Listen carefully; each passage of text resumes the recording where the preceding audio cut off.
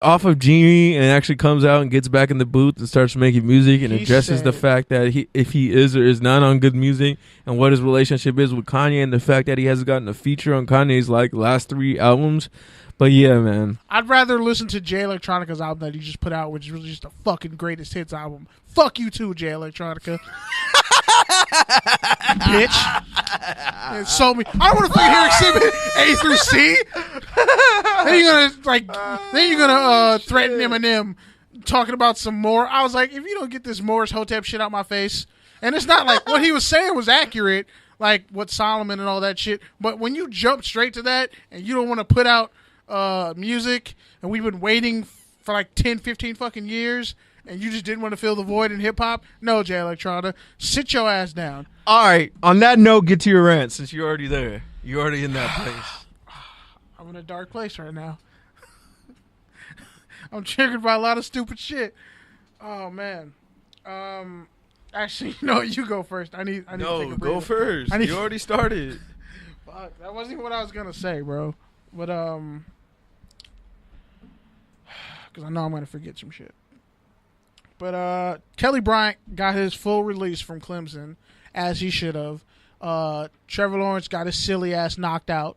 Freshman, 5-star freshman, came in, went head first, got tackled, and strained his neck or some shit. But they're playing Wake Forest. They almost lost to Syracuse. Shout out to Dino Babers. That man has a prestigious hairline.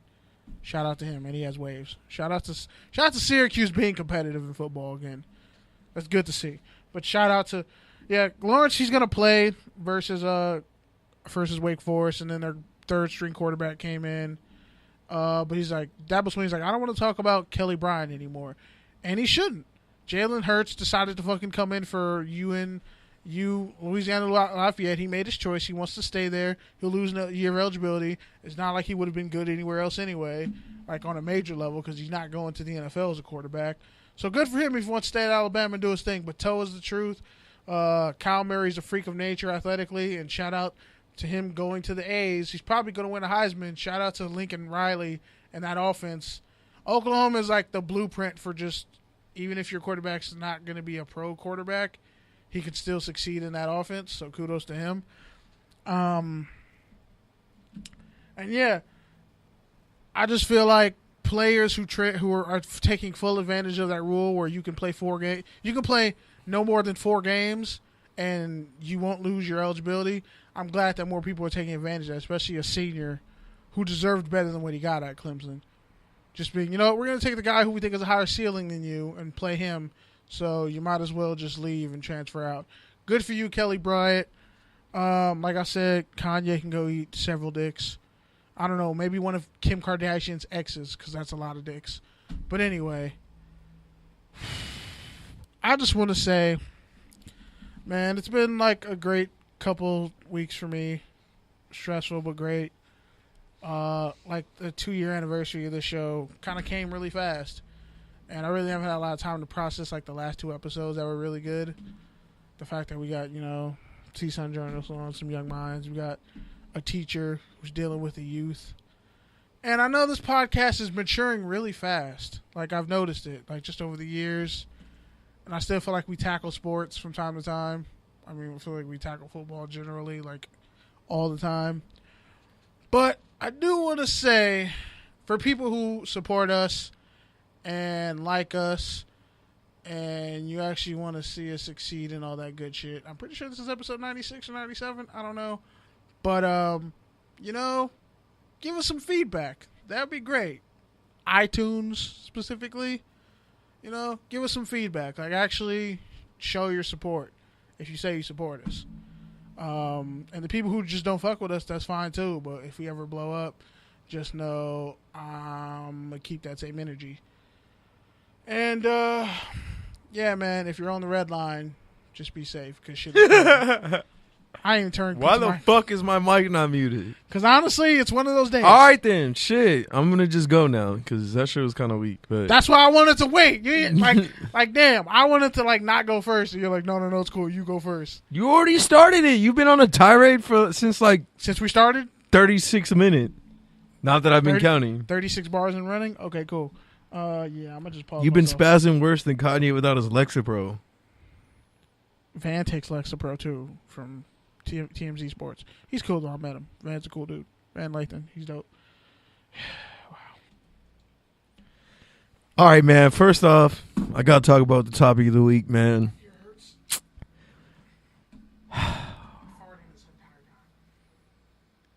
I'm pretty sure they heard that, but all right. That's cool. Okay. Man, finally something happened this past week. Something we've been waiting for 5 years. Something that's been alluded to. Something that's been hyped up. Something that's been held hostage. That's right. The Carter 5 finally came out. And honestly, it was better than the Carter 4. Was it the Carter 3? No. Will the Carter 3 Wayne ever come back? Probably not. But the fact of the matter is, if you aren't happy that the Carter 5 is out, then you don't really care about hip-hop. And here's why. First of all, Lil Wayne absolutely changed mixtapes. Shout out to my boy Obi, FPC Raiders. He actually has a great thread about it. He's been pretty vocal about that for a minute. So shout out to him. Second of all, Wayne literally birthed this whole entire generation. And whether or not you like it or love it, you have to respect it. Because not only is it the face tattoos, not only is it the drugs, not only is it the mumbling, not only is it the metaphors, not only is it the triplet flow, but like Lil Wayne literally had his hands on all these different things. Third of all, I think Fat Joe talked about it back in the day on Everyday Struggle, basically saying Lil Wayne is actually one of the most respected rappers in the game inside of the industry by other rappers because, number one, he actually puts other people on. He'll go on tour with you. He'll do a performance with you. He'll give you bars. He'll do a mixtape on your beat, whatever the case. And he is one of the hardest working rappers in the game. And tragically, when he does die, we're going to get so much music because all of a sudden, all the industry record label bullshit will end because everyone's going to try to eat and feed off his clout, which Wayne himself did by having an X feature, which Kanye West is also going to do this week when he drops Yandhi with an X feature. But yeah, man, honestly, it's fucked up, but at the same time, it's good for X. Long live X, and long live the X Foundation, who's actually giving back to all the troubled youth in Florida and across the country. But yeah, Carter 5 came out, and is it a great album? Probably not, but it's actually a pretty good album. It's got some replay value. He takes a lot of chances on it. It's got some great features. And if you appreciate hip-hop, then you should be able to appreciate this album because he's not staying in his lane, trying to do the same thing he's doing like Eminem. And he's not trying too hard to reinvent himself like Kanye. And, well, he's not, getting his wife to give him clout on tour or on an album. Hove. And, well, yeah. That's about it. Shout out to Wayne, man. That's all I got to say. The greatest rapper alive. Weezy's Wayne. Weezy F fucking baby. Young Money, YMCMB, bro, and yeah, shout out to Birdman for trying to kill him because we don't talk about it enough. And the fact that he's actually able to get over that and be semi-cool with him, like that tells you the amount of respect that Wayne really has in the game, unless you're Young Thug for whichever reason somehow hates Wayne, even though he's like Wayne, but yeah, it's awkward. So, on a side note, I just want to say, man, I also had the opportunity to give back to my alma mater, CSUN, which if you listen to this show, you'll notice a lot of common theme. We have a lot of guests who are CSUN alumni, well, because I'm a CSUN alumni, and hopefully one day KB will be too, but we won't talk about that. Fuck you, bro. Ouch. Point is, I was able to go in there and just give my perspective on what I do in PR, as well as just overall my own professional development. And the knowledge that's been invested and put forward into me, I've been able to pay forward to different people. And it's actually a rewarding feeling. But at the same time, it's really exhausting, man. And that's kind of why I was grouchy this whole podcast. But other than that, just trying to persevere, get through my own shit, because I'm really going through it right now. KB was literally laughing at me, hysterically, dying laughing when I told him my situation. Even though his situation is always worse than mine. And when I make fun of him, he gets like tragically sad about it. And I don't know if he's gonna just like walk into the railroad tracks or not. But yeah, he somehow found incredible joy in my own suffering because he's a sick bastard.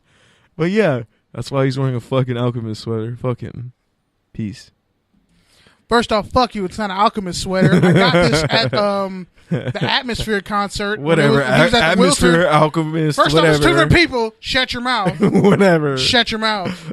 Underground cult rappers. The same thing. First off, the same thing. First off, he blew up in Minnesota and he was dope and he was around since like the late 90s and people didn't know him and then he came back up in my middle school primitive years. So shut the hell up. Insert Tech Nine. Insert Jordan Lucas. Insert Immortal Technique. You want to mention any other underground rapper with a cult following? I didn't really get on Tech Nine until later. Yeah. Point is, but anyway, nobody gives a fuck about your favorite rappers. You really just took a shit on Hove. Like, I just want you to understand what that comes with. You really just said Cove used Beyonce. Which he really did. Like, he literally did that. Like, he literally had 2 tours with her and an album and a half. I mean, are you really? See, when we, like, our guests on the Get Right, you're going to have to answer for a lot of shit. I just want you to know that. Don't move the mic like that again. Like, I just want you to know, like, you just... By the way, shout out to Lauren Toff again. Yeah. Don't need to say much else after that. Lauren Toff. But anyway. Point is, Hove is the most overrated rapper of all time. Wow. And the world refuses to talk about it. And I'm tired of it. To realize and I'm tired of it. I just realized I'm a Hove guy, like 2 weeks ago. Like, no, you're not a Hove guy, and here's why. I'm a Hove guy. Here's why. Oh. You know why you're not a Hove guy? Am I Nas guy? Because I think... No, you know why you're not a Hove guy? Why? About to drop the mic on you. Because you just renounced, declaimed, canceled, refused to acknowledge, wiped your hands with... Hobson? No, I'm just kidding. Kanye West, who was the seat of Jay-Z. Jay-Z don't fuck with Kanye. Jay-Z and Ben stopped messing with Kanye. So what? Kanye West is still from the Jay-Z tree, and they will forever be entwined for that. No, he's really yes, not. He is. No, he's not. Yes, he is. No, he's not, bro. Yes, he is. He prolonged Jay-Z's career. Yes, he is. He prolonged Jay-Z's career. Yes, he did. He didn't... Like, Kanye came on by himself, and Dame Dash put him on. Jay-Z did not put Kanye on. They were just in a working relationship. Yeah, exactly. Bro, exactly. Kanye revived. Oh, you're talking about the whole 10 years. You're talking about a whole Big Brother song that he dropped, bro. Come on, that shit was trash. Come on, dog. That was trash. That was actually a great song. If you actually break down, Big's brother, whatever.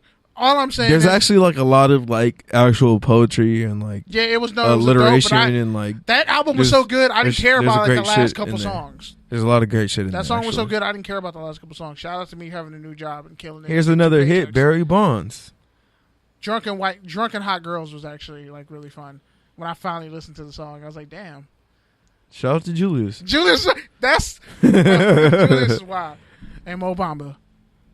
All right, man. Well, this is Touchdowns and Tangents Radio on the Good News radio station. We're coming to a close. You can catch replays on FPC Radio, xsquadradio.com, xsquadaffiliates.com, as well as your favorite podcast app, Stitcher, SoundCloud, Spotify, Apple Podcasts, Google Podcasts, Player FM, Radio Public, and a couple more because we actually have some in the works. Yeah, man. Touchdowns and Tangents. You know what it is. I'm Kenny. I'm Pete. Oh shit. I'm at Oso Grande. I'm at Pete Certified. We just entered the void because it's Halloween. Yeah, and cue the music. Is it cue? Because I don't even fucking know. Pete has a terrible hairline, unlike Kenny. And your sweater doesn't fit. My sweater doesn't fit. Your shirt doesn't fit, bitch. You untucked it and you still got like a dad vibe. I just want to point out, that I know meth heads with better girls than you.